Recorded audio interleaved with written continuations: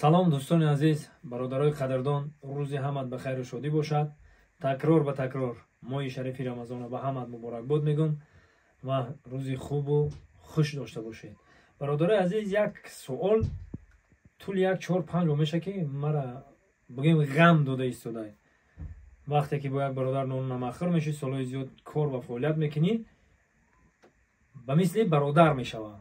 мо бародар будем дар давраи донишҷӯӣ, якҷоя будем, дар як хобгоҳ хоб мерафтем, баъд аз хобгоҳ квартира гирифтем, дар як квартира меистодем, бо ҷош омад хона туҳфа кардан монад, дар як хона меистодем. ҳаҷунигорони гурӯҳи Арабшо Фахриддин Багаев як 5 моҳ пеш дар Инстаграм мада навистай, дигар нанавистай. рости гап яке историёш мебурӯя. ман як дубор саломш рӯй кардам, мада дигар алег нагирифт. намедонам ай изоша ё ки ай ягон проблема дора. اینا برنامه آرزوی عیسی و ببینین چی گفتگیه. من شدم که این برق رو در چشمان شما میبینم، چشمانتون میدرخشد هنوزم، اما یک عقده در داخل شما است، یک گره هنوز هم نکشوده مانده است. ایشالله میشود. فخرالدین، شما رو در قلمرو کشور همچون فخرالدین عربشاه میشناسند. در همه آخران بار بگم که من همون رو در برنامه دیدم، در برنامه همین آرزوی عیسی دیده بودم که چی پرابلمی داره با سعدی هم سوال میته، سوالش ده سعدی خیلی جواب میگه. اینو ببینید. بله. و فخرالدین چرا رفت؟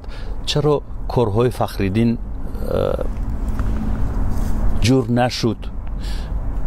و من شنیدم که فخرالدین فرار کرده از تاجیکستان با اتهام قرضداری، بدهکاری.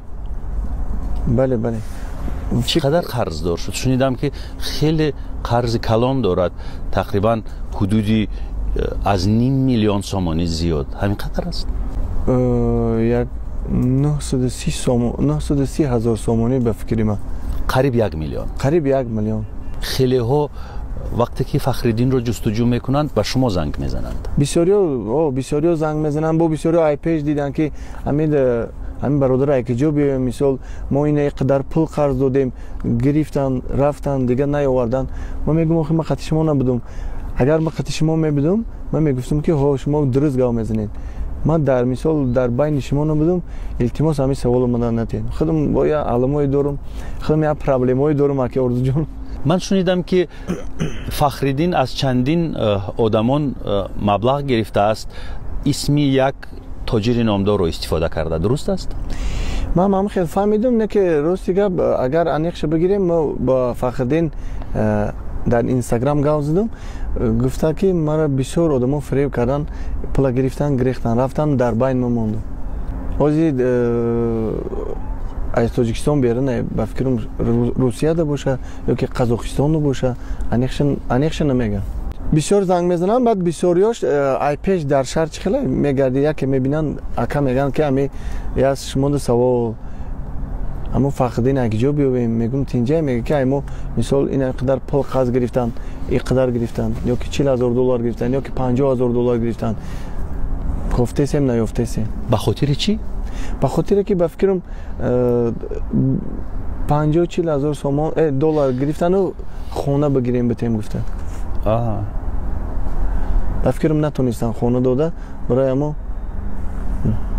آنا برادرای عزیز، همین برادر ما گم شده و یک گپ دیگر هم بگم تونه که یک دو برادرها مرا گفتن که همین برادر تا در صورتش در فلان جا روز است که دیگه جا دیدیم، نمیدونم این قرض داره، نمیدونم این چی پرابلم داره، یکم درد چما داره نمیگه.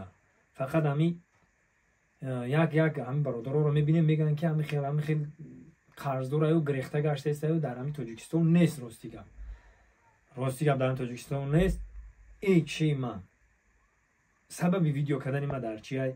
یکمش که گم شده بگیم و دویمش که در جای باشی برو یخت نشان بده، با گرفتن کار بود نمیشه، یا بیا ایسنکه یا بیا اوسنکه، یا خلق ده مقصد بسیار ما را سوال میکنن که گیجو دای چی خیلی ای روز دای چی گپای خطا نشان بده برادر. اگر همین مرا دیدی ویدیوی مرا همه برادرها خواهش میکنم این ویدیو را تقسیم کنین در که جای باشه کسانی که میدونن همین برادرمو در که جای با ما علاقه دا ببروین یا ویدیو کنه فخرالدین خودش در اینستاگرامش بمونه. باقی سربلند خانواده باشین. وقتی که آدم نون نمخر میشه برادر میشه. همین ما مسلمان ها چی داریم؟ در این ماه شریف رمضان باید یکدیگر را ببینیم. که بین ما یکم گذشتگی نیست که ما اول خفه باشیم که ای ما خفه باشیم و که خودش عزیزای خودشه یا قرض داره یا چی گپای نمیدونم. در برنامه دیدین که میگه که هم خیلی پرابلم ها فریبش کردگیان. هیچ راستی گپ نمیدونیم. خداوند او رو مددگارتون. خواستم که در همین ماه شریف رمضان همین برادر می یک بار سراغ کنم. اقلا هیچی هم که دستم نیاید یک بار ببینیم قطعی سلام علیکم. اقلا یک دردی غم آدم میگیره. همین خلاص دردی آدم میگیره. یک ساعت تماشا خطش بشینیم و یک درد دل کنیم دوره جوانی رو به یاد بیاریم که ما شب و روز یک جای بدیم. ما ان شاءالله که بازم یک جای باید عمر به سر ببریم. خداوند یارو مددگارتون. باقی سربلند و خانواده‌بان باشید.